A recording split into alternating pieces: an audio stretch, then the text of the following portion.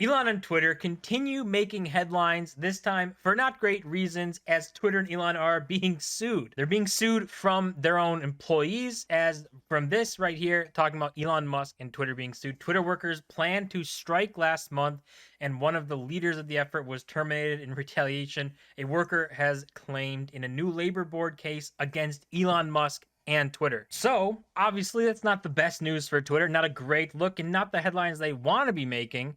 But workers plan to strike and the leader getting terminated probably is not the best thing for Twitter to do.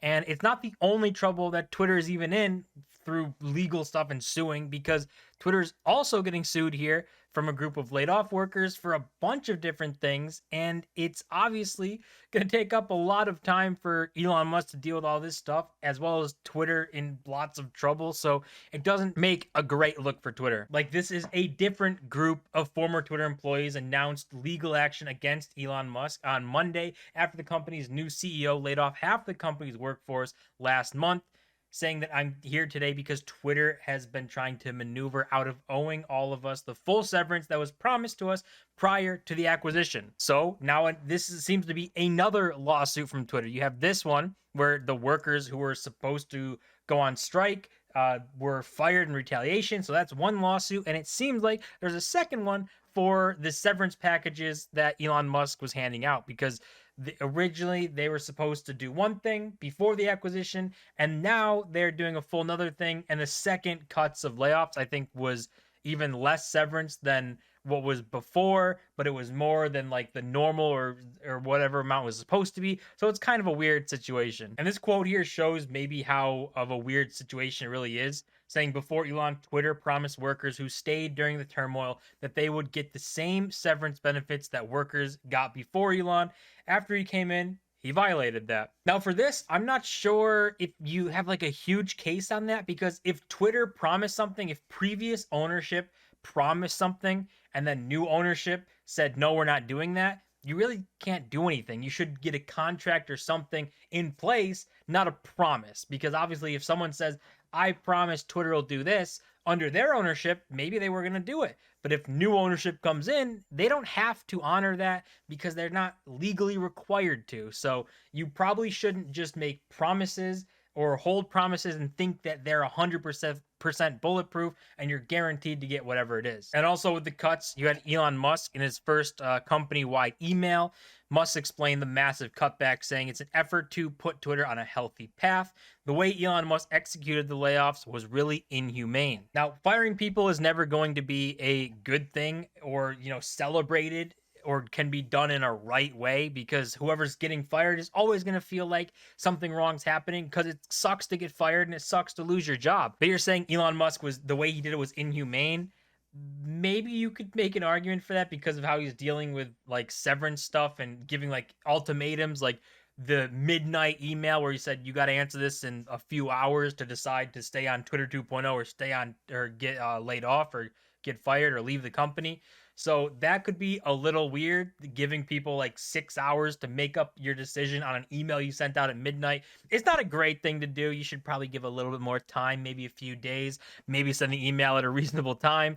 But other than that, it's never going to be a fun thing to fire people. It's never going to be a fun thing to be fired. And there's never going to be a good way to do it. And here they talked about how many employees Twitter had and what the firings and layoffs are looking like, how many people it is. Saying Twitter had about 7,500 workers prior to Musk's takeover, meaning roughly 3,700 employees were laid off. The cuts came as Musk attempted to improve the company's bottom line after taking out significant debt financing to fund his $44 billion acquisition. So all of that, absolutely true. He came in, sliced the company, but I don't think you can say that tech companies haven't gotten extremely bloated over the last couple of years, and they probably had way too many people actually working. And there's a lot of focus on the 3,700 number, or the half of Twitter's being fired, when there's even bigger numbers out there that people aren't talking about, like Meta, who cut 11,000 jobs and no one's talking about it. That's way more than what Twitter cut, yet for some reason no one cares about the Meta cuts. They only care about the Twitter cuts, probably because they can get clicks and stuff on Elon Musk and Twitter, that if you're writing about Mark Zuckerberg and Facebook, Meta, no one's really going to care. but people are going to be more interested in following Elon Musk. But it's like this is exclusive to Twitter when that's not the case at all. We had the Meta 11,000 job cuts. We've got things like Lyft around 700, Stripe over 1,000, Coinbase over 1,000, Shopify over 1,000, Netflix cutting jobs, Microsoft cutting jobs, Snapchat, Robinhood. You have so many things around the industry, especially in tech, because it got super bloated. There was free money. People were expanding as fast as they could, and now they realize it's not sustainable and they got to pull back a little bit.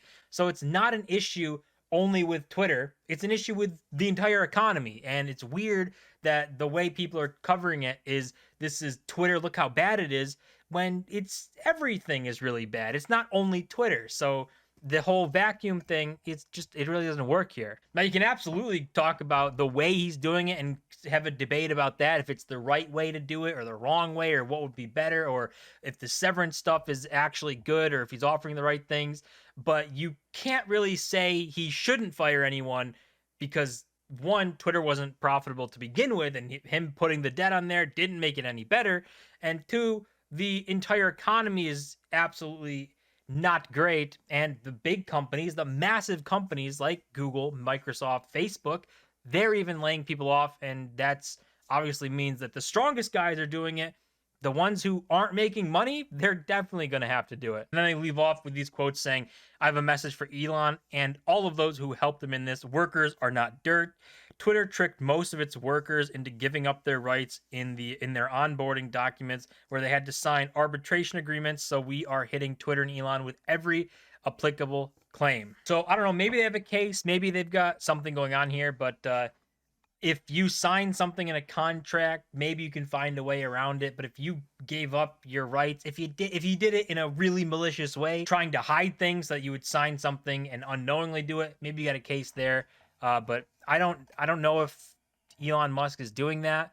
You could definitely debate the severance stuff, but if it's only holding up on promises that previous ownership made, then obviously new ownership probably doesn't have to enforce those promises. I mean, really, it's a lose-lose for both people, because nobody wants to be fired and no one wants to fire people. The only time that this happens is when you have to do it, when you have to try and save money, and when times are not great.